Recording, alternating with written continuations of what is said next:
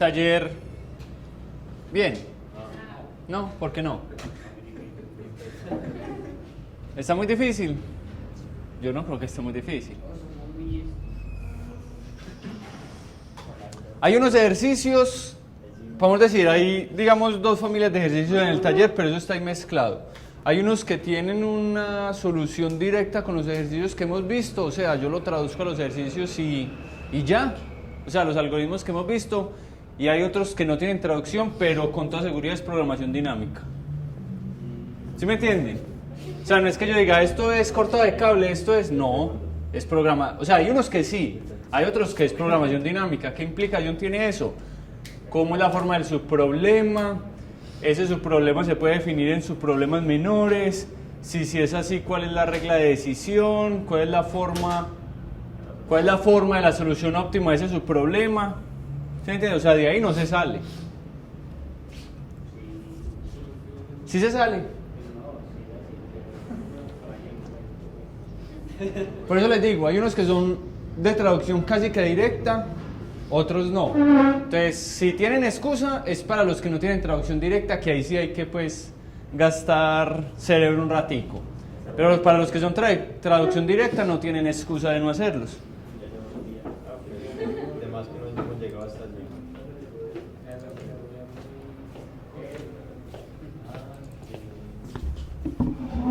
Vamos a decir, si lo que están esperando es que hoy les muestre algoritmos con los que se resuelven los que no han podido hacer, probablemente ese no sea el caso.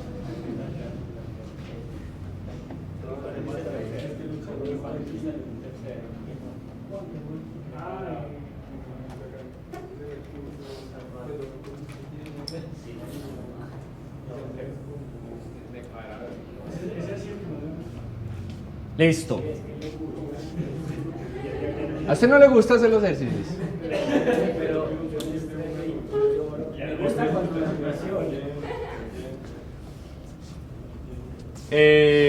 Listo, ahorita seguimos hablando del taller.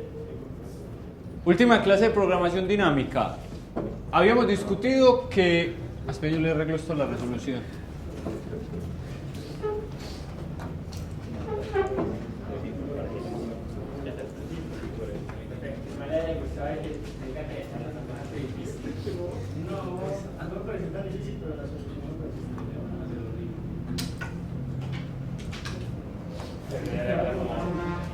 Listo, entonces les estaba diciendo, esta es la última clase del módulo y habíamos discutido que el nivel de dificultad iba en forma incremental.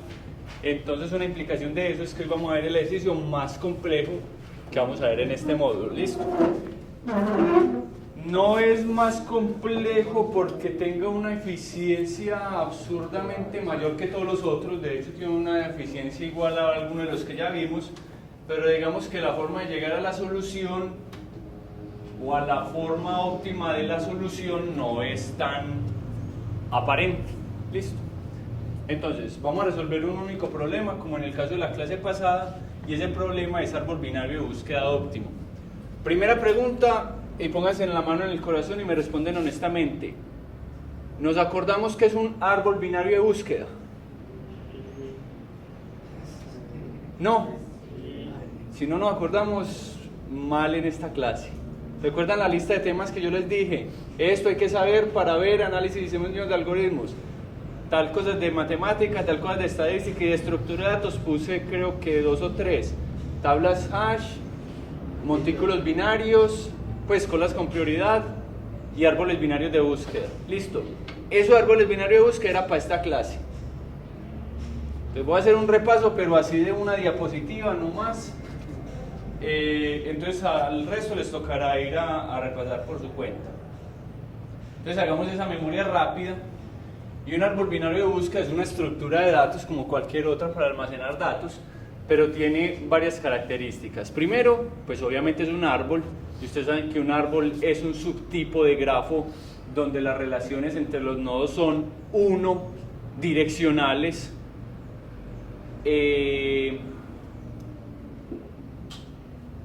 Unidireccionales, a diferencia de los grafos donde pueden ser bidireccionales. Y en el caso de un árbol binario de búsqueda se cumplen además otras dos condiciones. La primera, todo nodo tiene a lo sumo dos aristas que salen de él y a lo sumo una arista que llega a él. Traducción en términos del contexto de árboles. Todo nodo tiene a lo sumo dos hijos y tiene un único padre. ¿Listo? Eso lo hace un árbol binario. ¿Qué es lo que lo hace un árbol binario de búsqueda? Que los elementos que estamos guardando tienen un identificador único, y ese identificador único lo vamos a llamar campo clave del elemento. Que si estoy guardando datos, digámoslo así, atómicos, nativos o escalares, o sea, si estoy guardando enteros, dobles, string, lo que sea, la clave es el mismo elemento. Pero si estoy almacenando elementos complejos, entiéndase objetos, la clave normalmente es uno de los atributos de los objetos o una clave compuesta de uno más de los atributos de ese objeto. ¿Listo? ¿Qué nos interesa saber de esa clave? Que para hacer árbol binario de búsqueda, uno, no pueden haber claves repetidas en el árbol, y dos, se cumple que para todo elemento del subárbol izquierdo de un nodo, todos los elementos serán menores que el padre. Y para los elementos del subárbol derecho, todas las claves serán mayores que las del nodo padre. ¿Listo? Así, en 90 segundos o menos, eso es un árbol binario de búsqueda. Un ejemplo de eso es este árbol. Supongamos que estamos guardando enteros, o al menos que lo que estamos guardando tiene unas claves que son enteras, y tenemos que la raíz es el 10, todos los elementos del subárbol izquierdo son menores que 10, todos los elementos del subárbol derecho son mayores que 10. Y si vamos a cualquier nodo, esa propiedad se hereda. Entonces, en el caso del 5, lo que está a la izquierda es menor, lo que está a la derecha es mayor. En el caso de 20, lo que está a la izquierda es menor, lo que está a la derecha es mayor. ¿Listo? Porque es un árbol muy chiquito, entonces no tenemos que seguir propagando. Si fuera un árbol más grande, esa propiedad se tiene que cumplir para todos los nodos del árbol. ¿Estamos bien hasta ahí? Listo. Entonces, esto se los explico a los de estructuras de datos y hasta aquí todos me miran bien, no hay ningún problema, entienden todo lo que digo. Listo. Pero eso no es lo que nos interesa a nosotros, esto no es una clase de estructuras de datos, es una clase de análisis de algoritmos. Entonces empecémonos a preocupar por cosas que sí nos interesan a nosotros. Primera pregunta, si yo tengo n elementos que quiero guardar en ese árbol, ¿cuántas posibles configuraciones diferentes de ese árbol pueden haber?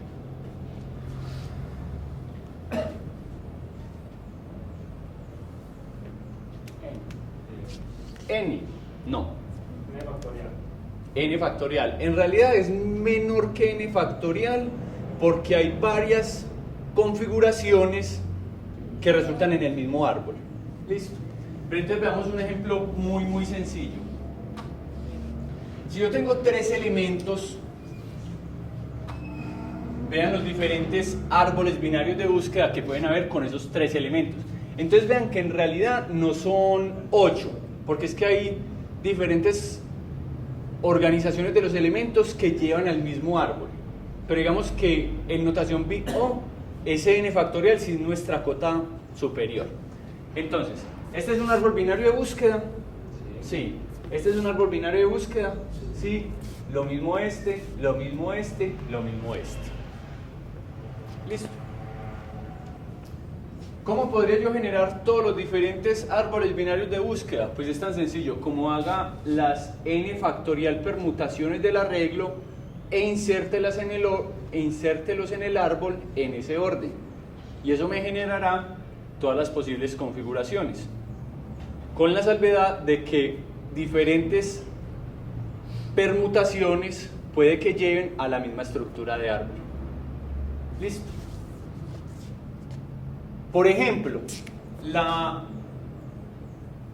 permutación 2, 3, 1, ¿qué árbol genera? Entonces yo insertaría primero el 2, entonces no tiene otro lugar donde ir sino a la raíz. Si yo inserto el 3, por la regla del árbol binario tendría que ir a la derecha del 2. Y cuando yo inserto el 1, por la regla del árbol binario, la única parte donde puede ir es a la izquierda del 2. ¿Listo? Pero si yo insertara 2, 1, 3, que es otra permutación, el árbol resultante es el mismo, porque si ingreso el primero 2, no tiene otro lugar donde ir sino a la raíz, luego ingreso el 1 y luego ingreso el 3. ¿Listo? Por eso es que no son n factorial, es menor que n factorial. ¿Estamos claros hasta ahí? ¿Cuánto exactamente? No sé, pero digamos que n factorial es nuestra cota superior. Entonces, si nos preguntaran, genere todos los árboles binarios de búsqueda posibles, pues ¿qué podríamos hacer? Reciclar el algoritmo de generar n permutaciones y por cada permutación generamos el árbol. Puede que algunas se nos repitan, pero las generaríamos todas. ¿Preguntas hasta ahí? ¿Listo? ¿Cómo? ¿Dónde dice óptimo? Ah, bueno, es que no hemos llegado allá. Por eso, hasta aquí es estructuras de datos. Ahora sí vamos a análisis de algoritmos y ahí hablamos de soluciones óptimas. Supongamos que queremos el mismo árbol binario de búsqueda nada más con 3 elementos, E, F y G. Y que la relación entre las claves correspondientes es que la clave de E es la menor de todas, la clave de F es la menor de todas, la segunda menor o la de la mitad, y la clave de G es la mayor de todas. ¿Listo? Si adicionalmente sabemos que las probabilidades de búsqueda de cada elemento son 0.7, 0.2 y 0.1 respectivamente, ¿cuál es el tiempo de búsqueda promedio del siguiente árbol binario de búsqueda? Estoy como hablando muy rápido, le voy a bajar a las revoluciones. Primera pregunta, que también es repaso de un árbol. ¿Para qué es bueno un árbol binario de búsqueda? Para buscar. Listo. Si ese árbol binario de búsqueda es balanceado, ¿cuál es la eficiencia, en el peor de los casos, de buscar un elemento si tengo n elementos? No. Logaritmo base 2 de n. Listo, si yo tengo 1.000.000 de elementos en un árbol binario de búsqueda balanceado, yo no tengo que recorrer sino 23 nodos a lo sumo para encontrar ese elemento. Listo. Y por eso es que es bueno el árbol binario de búsqueda, porque la velocidad de búsqueda es muy rápida. Mucho más rápida que en un arreglo. Porque en un arreglo, si no está ordenado, ¿cuál sería la eficiencia de buscar? ¿Cuánto? Recorrer todo el arreglo, o de n. O si estuviera ordenado, log n utilizando búsqueda binaria. Pero es que me cuesta ordenar n log n. Listo, entonces, en un arreglo, lo mejor sería O de n. O de log n si está ordenado. Pero vean que el árbol ya me está garantizando log n. Si es una lista, nada que hacer, O de n. ¿Cuál es la única otra estructura que tiene una eficiencia de búsqueda mejor que la del árbol binario de búsqueda? No. En la tabla con prioridad, perdón, en la cola con prioridad que se implementa mediante un montículo binario, a menos de que el elemento que vayas a buscar sea el de mayor prioridad, es O de n. O sea, si es el de mayor prioridad es O de 1, pero para cualquier otro elemento es O de n. Entonces, la tabla hash. ¿Cuál es la eficiencia de búsqueda? O de 1, pero eso tiene una letra menuda. Entonces, ese O de 1 en realidad es por análisis amortizado, lo que significa que es O de 1 en promedio. ¿Listo? A veces puede ser O de n. Y aparte de que tiene esa letra menuda, ¿quién ya vio? Bueno, no sé si eso lo ven en detalle ya en bases de datos. La tabla hash es una estructura muy útil para hacer las búsquedas, pero digamos que tiene ciertas limitaciones cuando los volúmenes de datos son muy grandes. ¿A qué se debe esa limitación? Si se acuerdan de la estructura interna de una tabla hash, en el fondo lo que tiene es un arreglo de listas. Y ustedes saben que un arreglo es un espacio de memoria contiguo. Entonces, cuando yo tengo demasiados elementos, cada vez es más difícil alojar esas posiciones de memoria contiguas.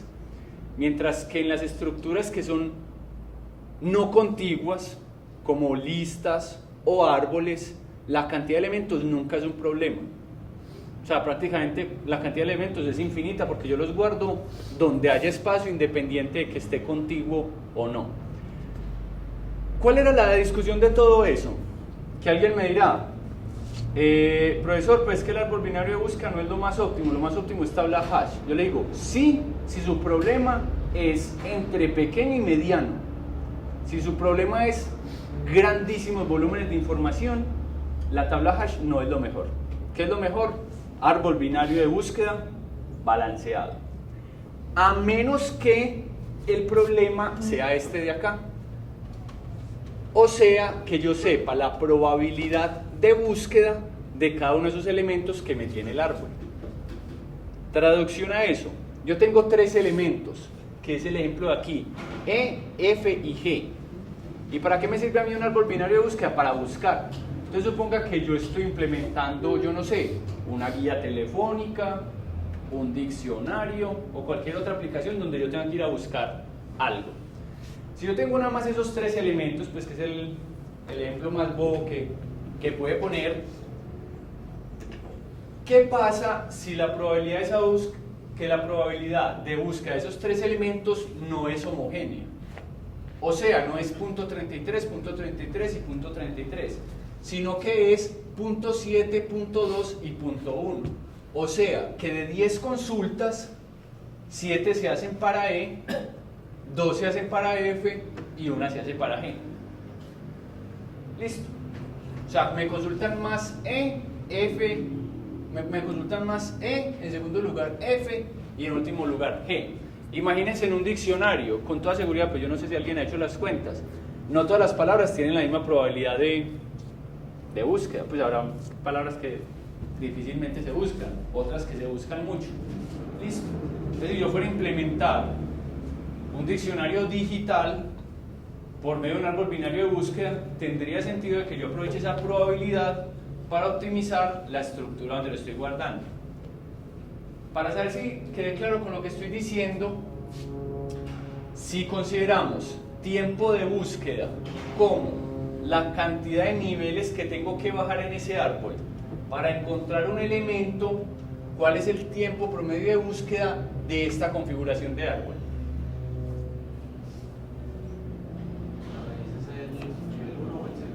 Uno. Considerémoslo como 1.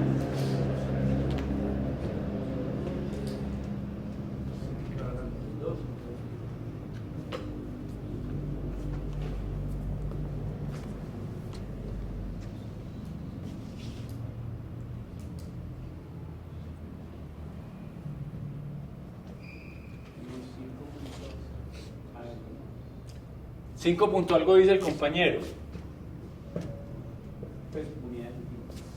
Sí. ¿Quién dice otra cosa? ¿Cómo llegó usted al 5 punto algo?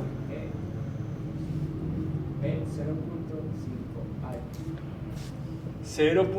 Pero ¿y cómo le da menos que 1 si o sea, si el primer nivel es 1, lo mínimo que usted se demora es 1 para encontrar un elemento? O sea, no le puede dar menos de 1. 1.8. ¿De dónde sacó ese 1.8? El primero por el nivel, el de mediado por el nivel. Listo, entonces hagámoslo así. F, ¿en qué nivel está? 1.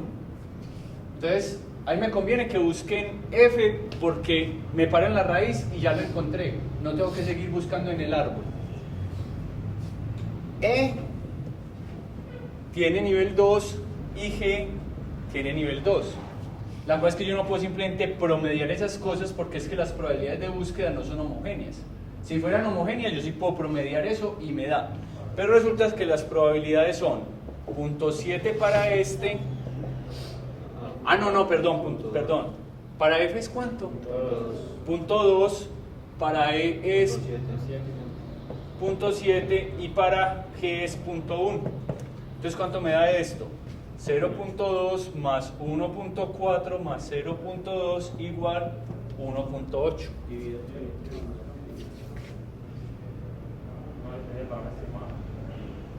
No, porque ahí ya estoy incluyendo las probabilidades. O sea, si fueran homogéneas, ahí sí sería 1 más 2 dividido 3. ¿Cómo?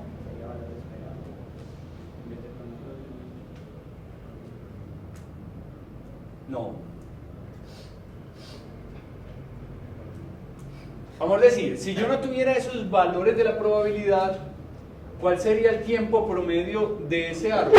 Entonces ahí sí sería 1 más 2 dividido 5, que es lo mismo que decir 1 por punto 33 más 2 por punto 33 más 2 por punto 33, si fueran homogéneos, pero como no son homogéneos, con esta multiplicación ya estoy haciendo el promedio.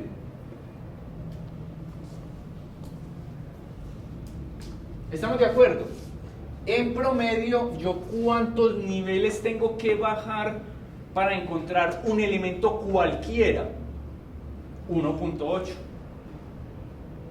Considerando que la probabilidad de esos elementos son esas de ahí. No los veo como convencidos. Sí. Sí. Listo. Pero ya sabemos que teniendo 3 elementos podemos tener, eran 5 árboles diferentes. ¿Cuál de esos 5 árboles serían óptimo para esas probabilidades?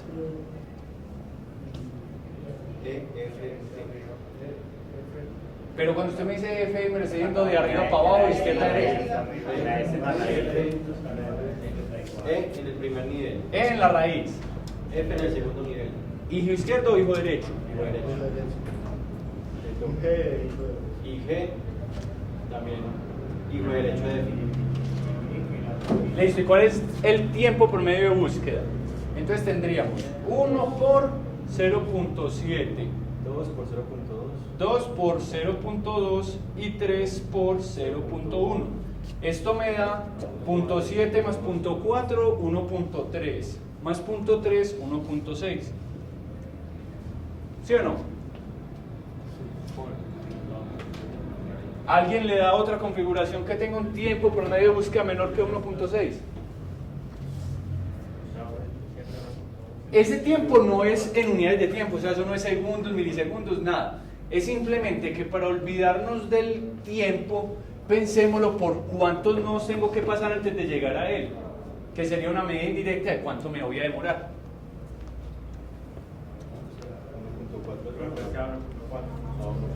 0.7 más, es que 0.7 más 0.4 es 1.1, sí. 1.1. 4. ¿Alguien le dio otra configuración que tenga un tiempo promedio de búsqueda menor que 1.4?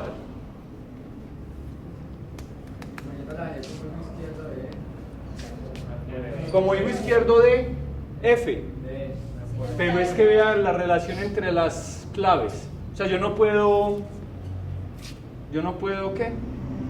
Violar las restricciones de las claves. Porque no sería un árbol binario de búsqueda.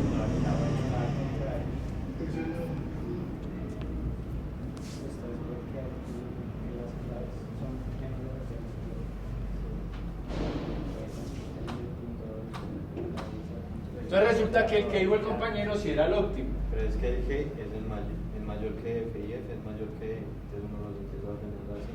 Hijo derecho, hijo derecho. Porque ¿Qué duda tenía?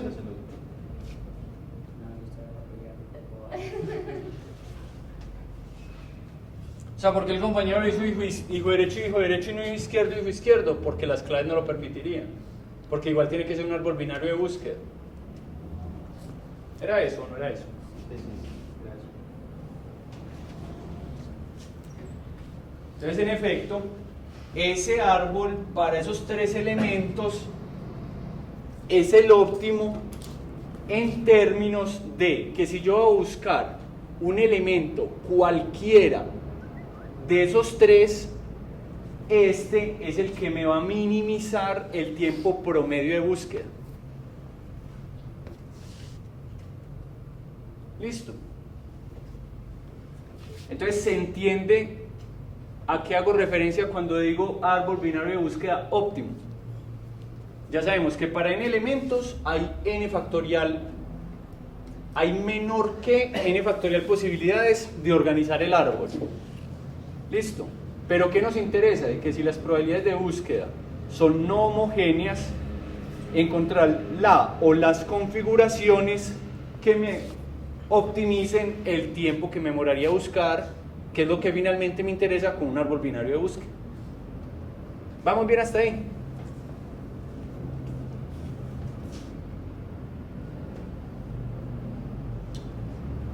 Conclusión: un árbol binario de búsqueda balanceado no necesariamente es óptimo cuando existen probabilidades de búsqueda no uniformes.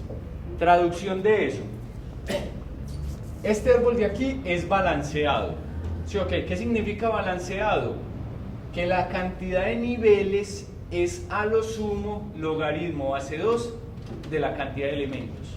¿Listo? Mientras que este de aquí no es balanceado.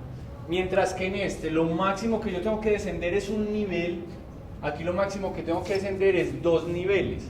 Entonces es como contraintuitivo de que este es mejor que este. Lo que pasa es que este es mejor solamente si las probabilidades de búsqueda son homogéneas. Ahí sí. Pero cuando son no homogéneas, puede que lo mejor sea desbaratar el árbol en el sentido de desbalancearlo. ¿Con qué fin? Con colocar los nodos o los elementos que tienen mayor probabilidad de búsqueda en niveles más altos. Listo. ¿Se entiende hasta ahí? Ahora sí, todo eso era para entender cuál era el problema. El problema es que yo tengo n elementos y yo conozco las probabilidades de búsqueda de esos n elementos. ¿Por qué las conozco? Por la razón que sea. Por ejemplo, yo voy a implementar un diccionario.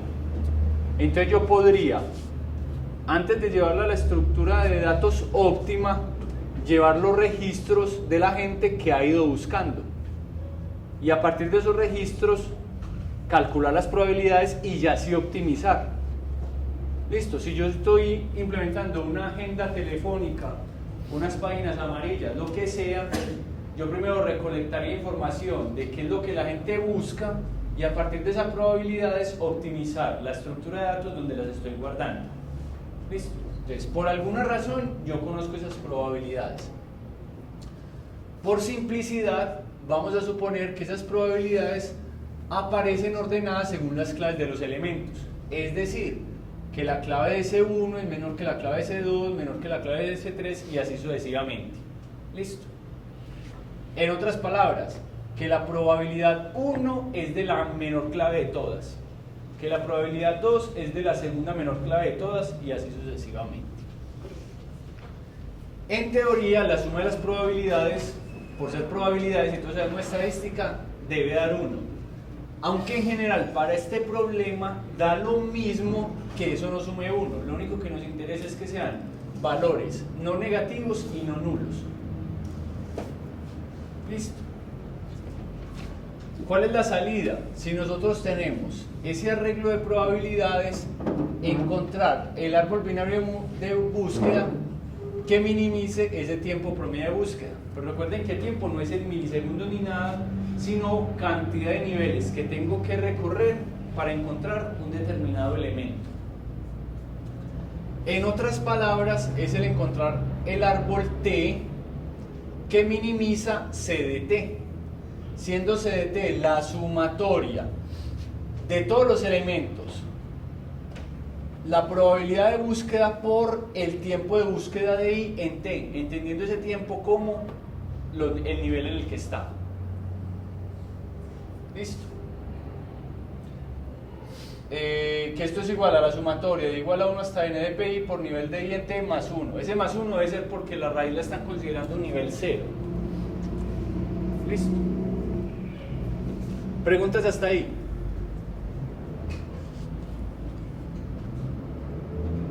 Resumen, dadas unas probabilidades de búsqueda, encuentre el árbol binario de búsqueda óptimo.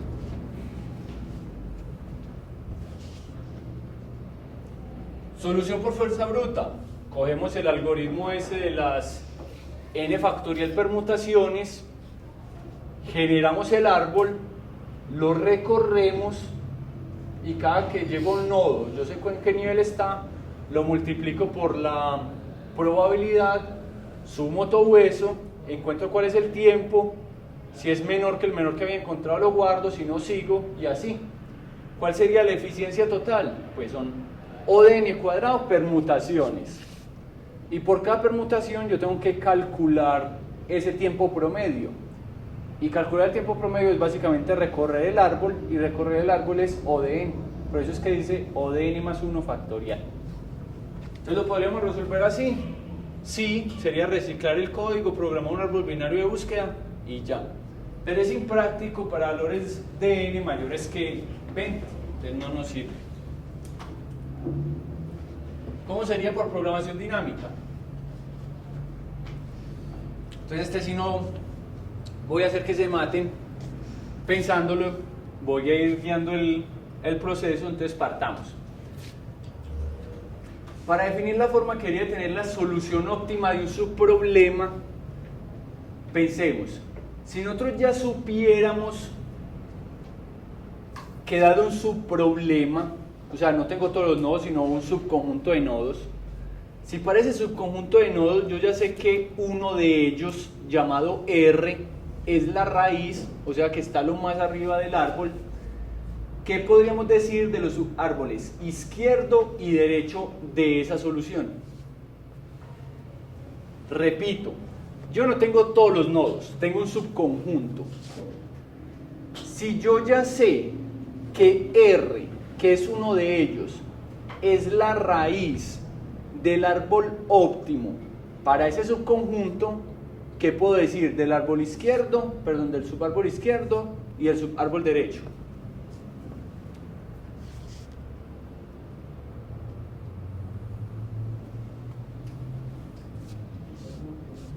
¿Cómo?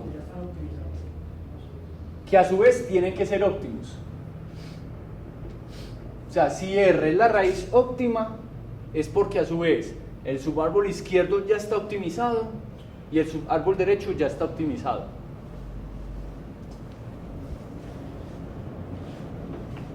En otras palabras, el izquierdo debe ser óptimo para los elementos 1 al R-1 y el derecho de R más 1 hasta N, o sea, para los que quedan. Lo que pasa es que los que quedan son, si R ya es la raíz, yo sé que todos los menores que R están a la izquierda y todos los mayores que R están a la derecha, por las propiedades del árbol binario de búsqueda. ¿Listo? Vamos a simplemente ir diciendo varios elementos para llegar a la solución. No se asusten por eso. Intenté ahorita que saliera uno por uno, pero no lo logré a tiempo. Entonces ya sabemos que lo que tenemos que minimizar es C de T. Estoy en el primer renglón. Y que ese C de T yo lo puedo expresar como la sumatoria de todos los elementos multiplicando la probabilidad de búsqueda por el tiempo de búsqueda. ¿Listo? El asunto es que si nosotros ya conocemos la raíz, esa expresión que sirve para todo el árbol la puedo dividir en 3. ¿Sí o no? Lo que me demoro en llegar a la raíz, más lo que me demoro en llegar a los del subárbol izquierdo, más los que me demoro en llegar a los del subárbol derecho. Entonces, ¿cuánto me demoro en llegar a la raíz? 1, porque está en el nivel 1, por la probabilidad R, que es la probabilidad ese que yo dije que era el óptimo, más los del subárbol izquierdo, más los del subárbol derecho.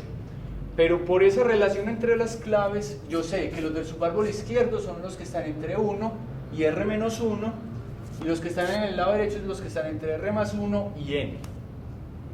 Listo. Eso a su vez yo lo puedo reescribir. ¿Cuál es la relación entre, o cómo lo pregunto?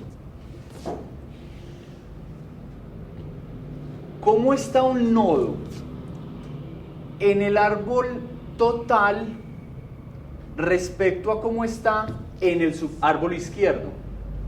¿Listo? Lo digo así, yo tengo mi árbol.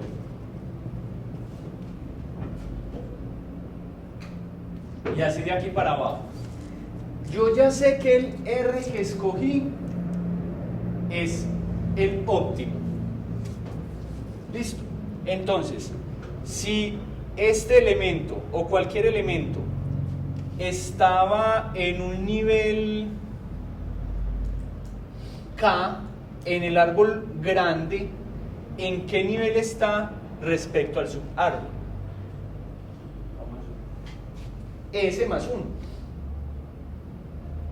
Listo. Entonces, este que está expresado en términos del árbol original, yo lo puedo expresar como 1 más el nivel que está en el izquierdo, y los de este lado también los puedo expresar como 1 más los que están en el derecho. Listo. Simplemente, ¿cómo pasé de aquí a aquí? Aquí estamos en términos del árbol original y aquí estamos en términos de subárbol izquierdo y subárbol derecho. ¿Para qué hice eso? Para sacar ciertos factores. Entonces, cuando yo tengo sumatoria de dos cosas, es lo mismo que la sumatoria, que la suma de las dos. A ver, sumatoria de A más B es lo mismo que sumatoria de A más sumatoria de B. Listo, entonces yo eso lo puedo descomponer. Entonces, saco esta sumatoria para acá y saco esta sumatoria para acá. Listo. ¿Para qué hice eso? Porque resulta que aquí están probabilidad de R. Aquí están la sumatoria de las probabilidades entre 1 y R menos 1. Y aquí están la sumatoria de las probabilidades entre R más 1 y N. En total, ¿qué estoy sumando? Todas las probabilidades. En un lado tengo R, en el otro lado tengo entre 1 y R menos 1, y en el otro lado tengo entre R más 1 y N. En total tengo todas las probabilidades. Entonces tengo todas las probabilidades más la suma de las probabilidades del subárbol izquierdo más la suma de las probabilidades en el subárbol derecho. Y si lo pensamos, este es un subproblema del original y este es un subproblema del original.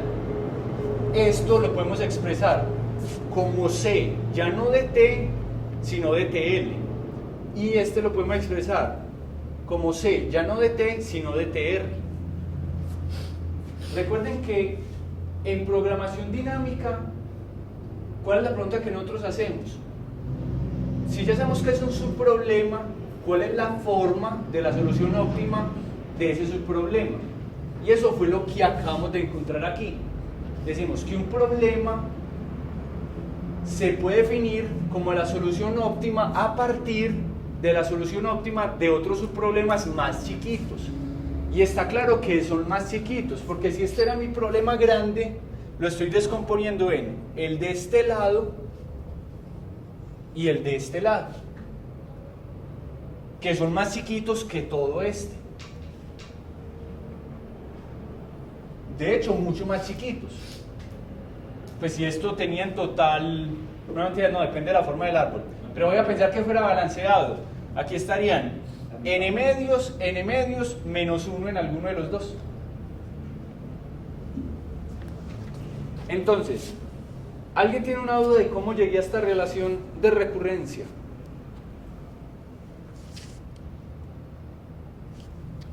Yo sé que ya hemos avanzado mucho desde Fibonacci, pero esto es básicamente Fibonacci, en el sentido que yo estoy diciendo, mi solución óptima de un problema es igual a la sobreposición de soluciones óptimas de problemas más chiquitos. Eso es lo que estoy diciendo.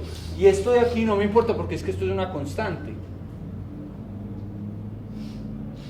¿Sí o no? O sea, esto es una suma de cosas. ¿Vamos bien hasta ahí? Aún no hemos resuelto nada. Simplemente encontramos cómo sería la forma de la solución óptima de un subproblema. Listo. Ahora la pregunta que siempre les hago. En este contexto, ¿qué sería un subproblema? y les ayudo con lo que siempre le ayudo. ¿Qué es nuestro problema? Yo tengo n elementos con n probabilidades.